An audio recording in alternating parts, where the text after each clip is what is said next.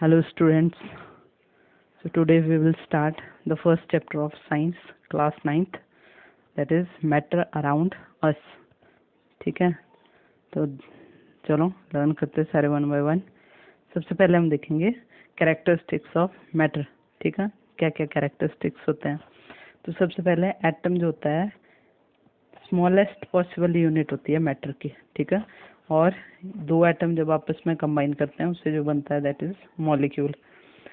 Next second property क्या है, there are spaces between matter particle. एक पार्टिकल ये है, दूसरा ये है, तीसरा ये है, चौथा ये है। ठीक है, इनके ऊपर और तो इनके बीच में बोलते हैं स्पेसेस बच जाते हैं हमेशा कुछ ना कुछ अमाउंट में। तो सेकंड कैरेक्टर हो गया that matter particles have spaces in between them. Third character क्या बोलता है, मैटर पार्टिकल मूव्स कंटिन्यूअसली। जो मैटर के पार्टिकल होते हैं वो लगातार मूवमेंट करते रहते हैं, काइनेटिक एनर्जी होती है उनमें। और मूवमेंट जो होती है that increases with rise in temperature. अगर हम टेम्परेचर देंगे, फॉर एग्जांपल सिंपली आपने अगर पानी को देखा होगा, अगर आप ठंडा पानी रखना है किसी पैन के अंदर, ठीक है, उसको हीटअप करते हैं, टेम्परेचर दे रहे हैं, तो कुछ एक टाइम के बाद वो पार्टिकल जो होते हैं उनकी काइनेटिक एनर्जी इंक्रीज होती है, उसके कारण उनकी मूवमेंट बढ़ जाती है और that is why the water start boiling.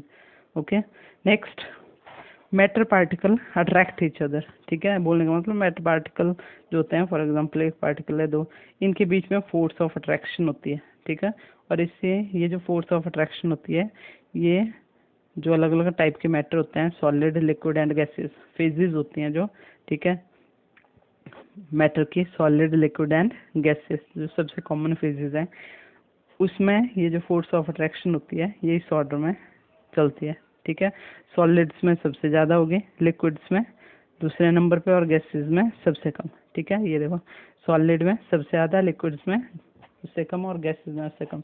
Solid में जो पार्टिकल होते हैं they are very close to each other, इस तरीके से होते हैं क्योंकि उनके बीच में फोर्स ऑफ अट्रैक्शन होती है सबसे ज़्यादा होती है। गैसेस में थोड़े डिस्टेंस पे होते हैं, फोर्स ऑफ अट्रैक्शन थोड़ी कम होती है, सॉरी लिक्विड में, और गैसेस में उसमें और ज़्यादा डिस्टेंस पे होते हैं तो और ज़्यादा कम होती है फोर्स ऑफ अट्रैक्शन। ठीक है, next everything around us is composed of matter. कोई भी चीज़ है, चाहे हवा है, एयर है, ठीक है, सॉलिड है, लिक्विड है, गैसेस है, कोई भी चीज़ है, उस सब के अंदर क्या होता है, मैटर की एक फॉर्म होती है। अब आ जाओ solid, liquid and gases phase के बारे में थोड़ा सा और। तो सॉलिड फेज में क्या होता है, परमानेंट चेंज जो उसकी शेप में है वो पॉसिबल नहीं होता कि अगर हम सॉलिड की शेप चेंज करें तो परमानेंट वैसी रहेगी। ठीक है, कंप्रेसिबिलिटी जो इनमें होती है वो नेग्लिजिबल के बराबर होती है, बहुत कम कंप्रेसिबिलिटी होती है। कंप्रेस नहीं कर सकते हम किसी टेबल को, अगर आप हाथ से फोर्स लगाएंगे, दबाएंगे तो वो ऐसा तो नहीं सिकुड़ जाएगा। ठीक है, कंप्रेस नहीं होगा। Next definite shape, size and boundary होती है। जब भी कोई भी सॉलिड होता है उसमें डेफिनेट शेप होती है, उसका साइज होता है, उसकी बाउंड्री होती है। ठीक है, नेक्स्ट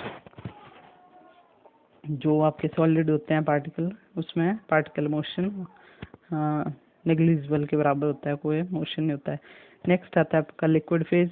इसमें क्या होगा, इसमें कोई फिक्स्ड शेप नहीं होती एंड बाउंड्री नहीं होती है, बट इनका फिक्स्ड वॉल्यूम होता है। फॉर एग्जांपल आपने एक बॉटल लिया है, ठीक है, 1 लीटर की, उसमें कोई चीज़ डाल दी, मिल्क डाल दिया मान लो, या वाटर भर दिया। अब आपने उस बॉटल का जो मिल्क था उसको किसी ओपन पैन में, बर्तन में उसको निकाल दिया सारे का सारे, तो क्या होगा, 1 लीटर ही रहेगा वो। ठीक है, उसका जो वॉल्यूम है वो तो नहीं चेंज होगा। हाँ, शेप जो थी पहले बॉटल की थी, बाद में जिस पैन के अंदर आप डाल रहे हैं उसको, ठीक है, वो उसकी शेप ले लेगा। पहले 1 लीटर इसमें भरा था आपने, उस पूरे के पूरे को आपने किसी ओपन पैन में ऐसे करके डाल दिया, तो क्या होगा, अब वो उसकी शेप ले लेगा, बट उसका जो वॉल्यूम था वो उतना ही रहेगा, दैट इज 1 लीटर के बराबर। ओके, क्लियर है। नेक्स्ट आता है कंप्रेसिबिलिटी। तो इसमें थोड़ी बहुत कंप्रेसिबिलिटी पॉसिबल होती है, लिक्विड को जब प्रेशराइज करते हैं तो वो थोड़ा कंप्रेस हो जाता है, इसमें लेसर पार्टिकल मोशन होता है। थर्ड गैसियस स्टेट, इसमें ना तो फिक्स्ड शेप होती है, ना फिक्स्ड वॉल्यूम होता है, ना तो फिक्स्ड बाउंड्री होती है। ठीक है, और दे आर हाईली कंप्रेसिबल, और इनके पार्टिकल का जो मोशन होता है वो भी बहुत ज़्यादा हाई होता है। ठीक है, नेक्स्ट फिर से वही चीज़, इनको कंपेयर किया गया है तीनों चीज़ों को। फर्स्ट है आपका, इनकी सॉलिड की डेफिनेट शेप होती है, लिक्विड में डेफिनेट शेप नहीं होती है, ना तो गैसेस में होती है। सॉलिड जो होते हैं दे ऑक्यूपाई स्पेसेस स्पेस ऑक्यूपाई करते हैं, लिक्विड भी ऑक्यूपाई करते हैं और गैसेस भी ऑक्यूपाई करते हैं। सॉलिड जो होते हैं they are definite volume, liquid का वॉल्यूम डेफिनेट होता है बट गैसेस का वॉल्यूम डेफिनेट नहीं होता है, ठीक है। सॉलिड को हम कंप्रेस नहीं करते, लिक्विड को स्लाइटली कंप्रेस कर सकते हैं, गैसेस जो होते हैं हाईली कंप्रेसिबल होती हैं। सॉलिड जो होते हैं दे आर रिजिड, ठीक है, कठोर होते हैं। लिक्विड जो होते हैं वो रिजिड नहीं होते हैं, ना ही गैसेस रिजिड होती हैं। सॉलिड जो होते हैं दूसरे सॉलिड में डिफ्यूज नहीं होते हैं, ठीक है। Liquid they can diffuse in other liquids, liquid liquid में डिफ्यूज हो सकते हैं और गैसेस जो होते हैं गैसेस में डिफ्यूज हो सकती हैं। नेक्स्ट, चेंज ऑफ स्टेट, मतलब जो 3 स्टेट्स हैं, state of matter, solid, liquid and gas, वो तीनों एक से दूसरे चीज़ में चेंज हो सकती है। सॉलिड से लिक्विड में, लिक्विड से गैसेज में, गैस से लिक्विड में, लिक्विड से सॉलिड में, तो इसको बोला जाता है चेंज ऑफ स्टेट, ठीक है। इसको हम डायग्राम के हेल्प से देखते हैं।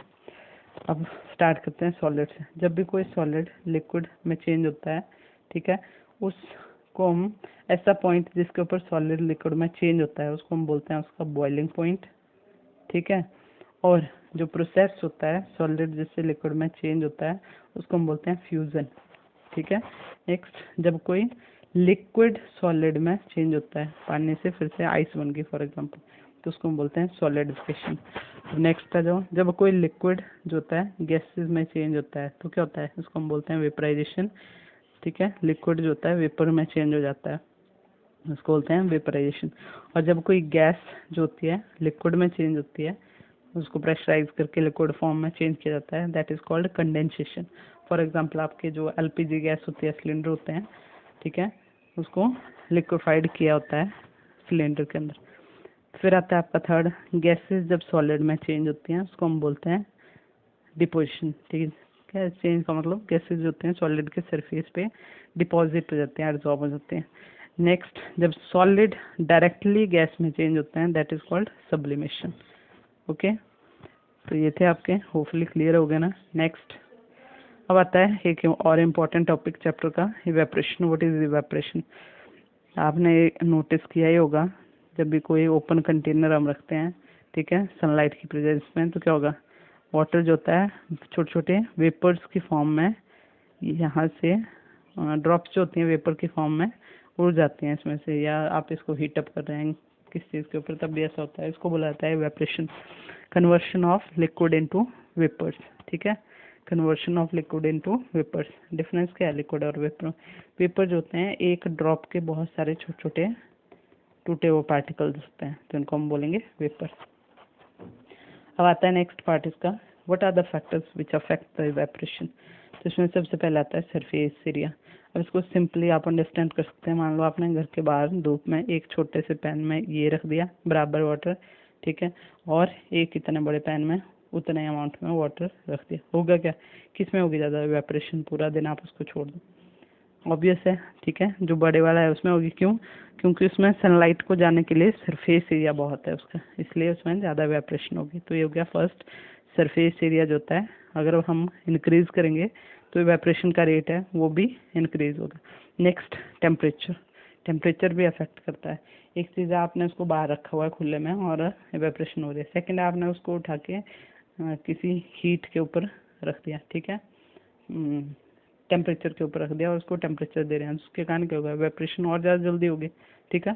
तो हो गया सेकंड फैक्टर, टेम्परेचर जो होता है उसमें अगर हम इंक्रीज करेंगे इवेपोरेशन इंक्रीज होगी। थर्ड है आपका ह्यूमिडिटी। इसका ध्यान रखना, ये अपोजिट इनवर्सली प्रोपोर्शनल करता है। अगर ह्यूमिडिटी ज़्यादा होगी इवेपोरेशन का रेट जो होता है डिक्रीज होता है। देखा होगा मानसून जो रेनी सीजन होता है ना, बारिश का, ह्यूमिडिटी होती है, बाहर धुंध पड़ी होती है, तो उस टाइम पे इवेपोरेशन ज़्यादा नहीं होती है, ठीक है। जब बहुत ज़्यादा गर्मियाँ होती हैं, धूप पड़ी होती है बाहर बहुत ज़्यादा सूखी, तो उस टाइम पे इवेपोरेशन ज़्यादा होती है। नेक्स्ट आता है आपका विंड स्पीड। अगर विंड की स्पीड बढ़ेगी तो इवेपोरेशन रेट भी इंक्रीज करेगा, ओके। नेक्स्ट क्वेश्चन आता है का, इवेपोरेशन कॉजेज कूलिंग। आपने देखा होगा कई बार हम फ्रिज से बॉटल निकालते हैं, बाहर रखते हैं उसको, तो एकदम उसके सरफेस पे ड्रॉप्स वगैरह इकट्ठे हो जाती हैं और वो ठंडी होती है बिल्कुल। तो इवेपोरेशन जब भी होती है उसके बाद कूलिंग की होती है, इसका रीज़न क्या है? ये होता है due to the reason that, होगा क्या, देखो इवेपोरेशन जब भी होती है कैसे होगी, जो पार्टिकल्स होते हैं वो एनर्जी गेन करते हैं और उसके कारण उनकी एनर्जी बढ़ती है तो टेम्परेचर राइज होगा, और जब उनको क्वाइट इनफ एनर्जी मिल जाएगी तो वहाँ से क्या करेंगे, वेपर फॉर्म में जंप करके भाग जाते हैं। ठीक है, तो कोई भी केस ले लो, यहाँ से ले लो, ऊपर ऊपर से इवेपरेशन हो रही है। अब जिनकी एनर्जी ज़्यादा थी, टेम्परेचर हाई था, वो तो चले गए, पीछे जो पार्टिकल बचेंगे उनका क्या है, उनकी एनर्जी क्या है, लो है। ठीक है, काइनेटिक एनर्जी रिड्यूस्ड है। अब उनको बाद में जैसे जैसे एनर्जी मिलेगी तब जाके उनका फिर से इंक्रीज होगा, तो फिर से इंक्रीज हुआ उनका एनर्जी और काइनेटिक एनर्जी, तब जाके वो फिर से इवेपरेट हो जाएंगे। पीछे वाले बचेंगे उनका फिर से लो रह जाएगा, तो इसलिए जो इवेपरेशन होती है दैट कॉजेज कूलिंग। ठीक है, नेक्स्ट दो टर्म्स और हैं। लेटेंट हीट ऑफ वेपराइजेशन क्या होता है? It is the heat energy required to change 1 kilogram of a liquid to a gas. ठीक है, किसी 1 किलोग्राम लिक्विड को, ठीक है, जब हम गैस में चेंज करते हैं एट इट्स एटमॉस्फेरिक प्रेशर और बॉइलिंग पॉइंट एंड बॉइलिंग, तो उसको हम बोलते हैं लेटेंट हीट ऑफ वेपराइजेशन। वही चीज़ जब हम सॉलिड के केस में करेंगे, ठीक है, तो 1 किलो सॉलिड को लिक्विड में चेंज करेंगे, सॉलिड को लिक्विड में एट इट्स मेल्टिंग पॉइंट, तो उसको हम बोलेंगे लेटेंट हीट ऑफ फ्यूजन। ठीक है, तो ये था आपका चैप्टर फर्स्ट। ठीक है, शॉर्टकट में हमने रिवाइज कर लिया मेन जो भी इसके कैरेक्टर्स थे, तो आप इसको देखिए, अंडरस्टैंड करिए और नोट्स बना लीजिए मेन जो पॉइंट्स हैं इनके। बाकी फिर हम नेक्स्ट इसके क्वेश्चन आंसर करेंगे।